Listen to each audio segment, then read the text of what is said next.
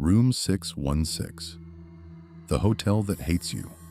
In the shadowy heart of New Orleans, tucked just off Bourbon Street, sits the Gideon Hotel, a grand old building with crumbling elegance and a century of secrets sealed behind its wrought iron balconies.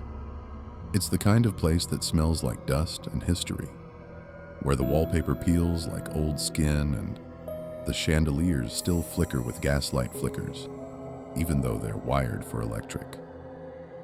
The arrival.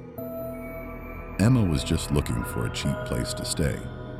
She'd taken a solo trip to New Orleans on a whim, something to clear her head after a breakup.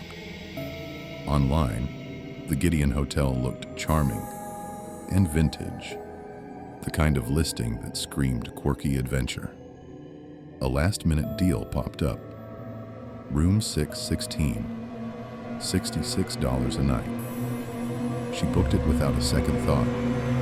The desk clerk barely looked up when she checked in, didn't smile, just handed her the key with a muttered, "You're on the 6th floor." Elevator's been out for a while.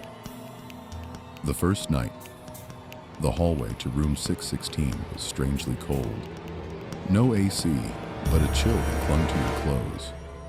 The wallpaper was darker here, water-stained and floral, like it hadn't been updated since the 1920s. The room itself wasn't much.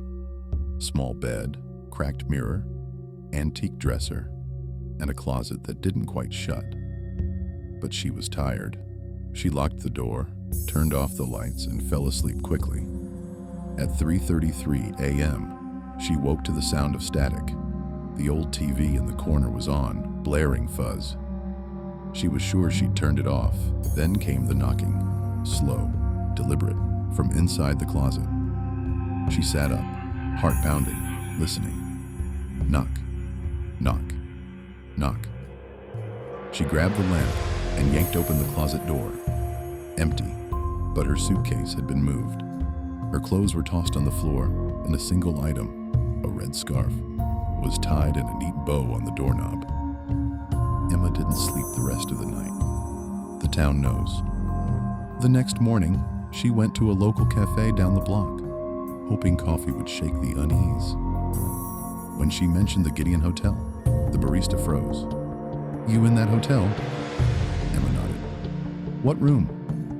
She hesitated. 616. The barista's face changed.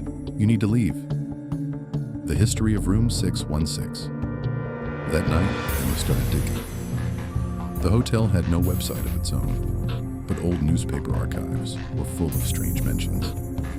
November 1927.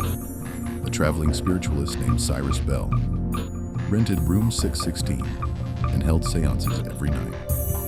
Guests claimed to see lights flickering and shadows crawling across walls. Locals whispered he wasn't talking to ghosts. He was inviting something else in. January 1928, a hotel maid was found dead in the bathtub of room 616.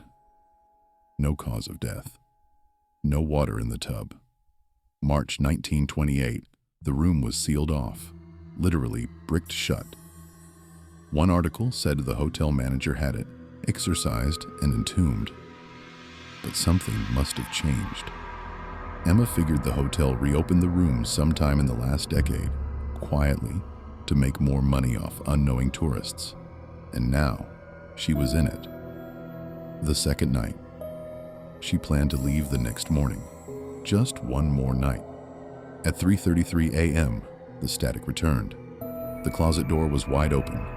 The mirror was fogged over, though the room was cold, and a single handprint appeared on the glass. Not hers. Too large. Too long. Then, the whispers began. Not from the room, from the walls. A low chant in a language she couldn't place. Like something scratched into the bones of the building, she packed her things in the dark, grabbed her keys, and left without checking out. As she descended the stairs, she passed a hallway on the second floor, where framed photos of the hotel's history lined the walls. One caught her eye.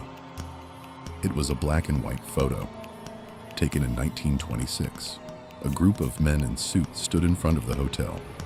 In the corner, nearly hidden in shadow, stood a tall figure with black eyes and a thin-lipped grin.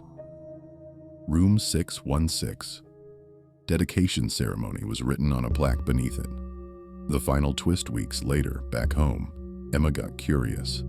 She called the hotel, asked about room 616. "We don't have a room 616, the clerk said. The hotel was built with only 15 rooms per floor. That's always been our layout. She double-checked her receipt. It said room 616. She looked up the Gideon Hotel on Google Maps. The building had no 6th floor.